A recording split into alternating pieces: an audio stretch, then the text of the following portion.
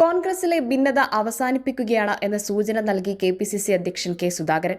മുതിർന്ന നേതാവും മുൻ കെ.പി.സി.സി അധ്യക്ഷനുമായിരുന്ന മുല്ലപ്പള്ളി രാമചന്ദ്രനെ വീട്ടിലെത്തി കണ്ട സുധാകരൻ ശശി തരൂരിന്റെ സമീപകാല പരാമർശങ്ങളിൽ നടപടിയുണ്ടാകില്ല എന്നും വ്യക്തമാക്കി. ശശി തരൂരിനെ കണ്ണിലെ കൃഷ്ണമണി പോലെ സംരക്ഷിക്കുമെന്നാണ് സുധാകരൻ പറഞ്ഞത്. ശശി തരൂർ നടത്തിയ പരാമർശം മാറ്റിപ്പറയാനും തിരുത്താനും തയ്യാറായതിനെ സ്വാഗതം ചെയ്യുന്നുവെന്നും വലിയ അബദ്ധമൊന്നും ശശി തരൂർ പറഞ്ഞിട്ടില്ല എന്നും അദ്ദേഹം പറഞ്ഞു. പറഞ്ഞതിനെല്ലാം ശശി തരൂർ തന്നെ വ്യക്തത വരുത്തിയിട്ടുണ്ടെന്നും സുധാകരൻ ചൂണ്ടിക്കാട്ടി. തരൂരിന്റെ വലിയ മനസ്സിന് നന്ദിയുണ്ടെന്നും അദ്ദേഹം പറഞ്ഞു. അതേസമയം മുൻ കെ.പി.സി.സി അധ്യക്ഷൻ മുല്ലപ്പള്ളി രാമചന്ദ്രനും താനും ഒരമ്മ പെറ്റ മക്കളെ പോലെയാണെന്നും അദ്ദേഹം പറഞ്ഞു. മുല്ലപ്പള്ളി രാമചന്ദ്രന്റെ അനുഭവ പാരമ്പര്യം ഉപയോഗപ്പെടുത്തുന്നതിൽ കുറച്ചു കാലമായി പാർട്ടിക്ക് വീഴ്ചയുണ്ടായി എന്ന് അദ്ദേഹം സമ്മതിച്ചു. അതിൽ ഖേദമുണ്ടെന്നും സുധാകരൻ പറഞ്ഞു. മുല്ലപ്പള്ളിയുമായി പ്രശ്നങ്ങളില്ല, ഒരു കാരണവശാലും മുല്ലപ്പള്ളിയെ കൈവിടില്ലെന്നും അദ്ദേഹം പറഞ്ഞു.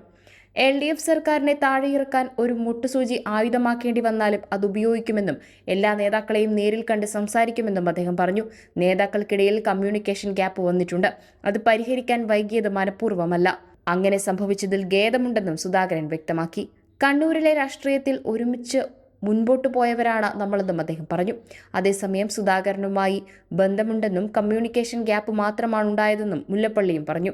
അത് പരിഹരിക്കാൻ സുധാകരൻ തന്നെയാണ് മുൻകൈയെടുത്തതെന്നും അദ്ദേഹം പറഞ്ഞു. സുധാകരനുമായുള്ളത് ദീർഘകാലമായുള്ള ബന്ധമാണ്. ആ ബന്ധത്തിൽ ഉലച്ചിലുണ്ടായിട്ടില്ല. പാർട്ടി എന്റെ അനുഭവ സമ്പത്ത് ഉപയോഗപ്പെടുത്തും.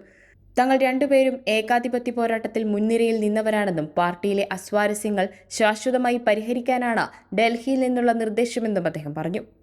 നേരത്തെ കെ.പി.സി.സിയിൽ നേതൃമാറ്റം ആവശ്യപ്പെട്ട് മുല്ലപ്പള്ളി രാമചന്ദ്രൻ മല്ലികാർജ്ജുൻ ഖാർഗെയ്ക്ക് കത്തയച്ചെന്ന റിപ്പോർട്ടുകളുണ്ടായിരുന്നു. എന്നാൽ ഇക്കാര്യം മുല്ലപ്പള്ളി നിഷേധിച്ചു.